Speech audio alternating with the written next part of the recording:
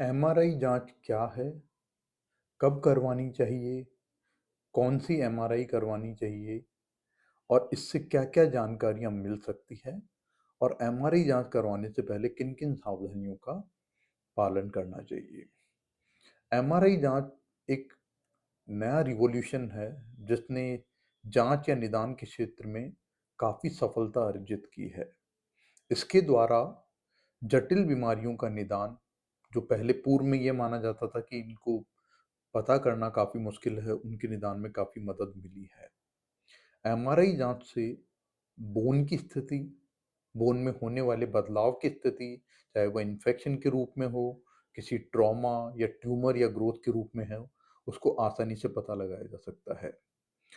Bone को देखने के लिए सीटी स्कैन एक अच्छी जांच है, लेकिन बोन के साथ-साथ अगर उसके मैरो को देखना है, कार्टिलेज को देखना है या उससे जुड़े लिगामेंट या मांसपेशी की स्थिति पता करना हो, तो एमआरआई जांच बहुत अधिक महत्वपूर्ण हो जाती है।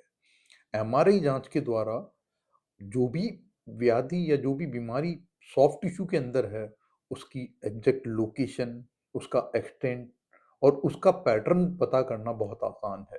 साथ ही उस पर्टिकुलर जो एलिमेंट है या ट्यूमर है या कोई गांठ है, उसकी वैस्कुलरिटी कैसी है, उसका नेचर क्या है टिश्यू का, यह भी पता लगाना एमआरआई से संभव है। अब एमआरआई जांच कौन सी करवानी चाहिए? एमआरआई जांच 0.5 टेस्ला से लेके 3 टेस्ला तक की उपलब्ध है। 3 टेस्ला वाली जांच नया रिवॉल्यूशन है और सबसे अधिक प्रभावी भी है। कारण इसका दो पैरामीटर्स पे है।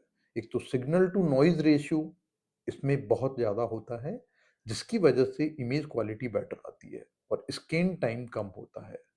तो अगर किसी टिश्यू की जटिलता को बहुत अच्छे से समझना है, तो हमें 3 टेस्ला की एमआरआई करानी चाहिए। बाकी 1.5 टेस्ला की एमआरआई में कम मैग्नेटिक फील्ड यूज होता है, पर स्कैन टाइम लंबा होता है, लेकिन ज़्यादातर बीमारियों का निदान 1.5 टेस्ला की एमआरआई के द्वारा किया जा सकता है।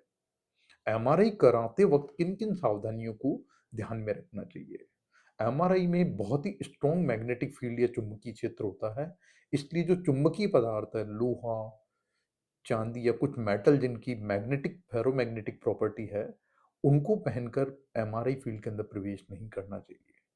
जैसे हार्ट में डलने वाले स्टेंट हुए या डेंटल इम्प्लांट, तो हमें पहले ही एमआरआई टेक्नीशियन को सूचित कर देना चाहिए।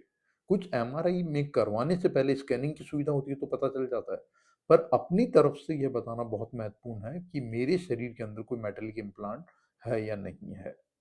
दूसरा, एमआरआई कराते वक्त यह ध्यान रखें कि एमआरआई का इंटरप्रिटेशन भी उतना ही अच्छा हो, क्योंकि कुछ रेडियोलॉजिस्ट पर्टिकुलर शरीर के हिस्से की जांच के लिए ज़्यादा विशेषज्ञता रखते हैं। तो जैसे मैं बात करूं, मस्कुलोस्केलेटल एमआरआई का इंटरप्रिटेशन मस्कुलोस्केलेटल रेडियोलॉजिस्ट के द्वारा कराया जाना चाहिए। एमआरआई जांच निदान के लिए बहुत महत्वपूर्ण है, अगर उसका उपयोग समझदारी के साथ किया जाए। धन्यवाद।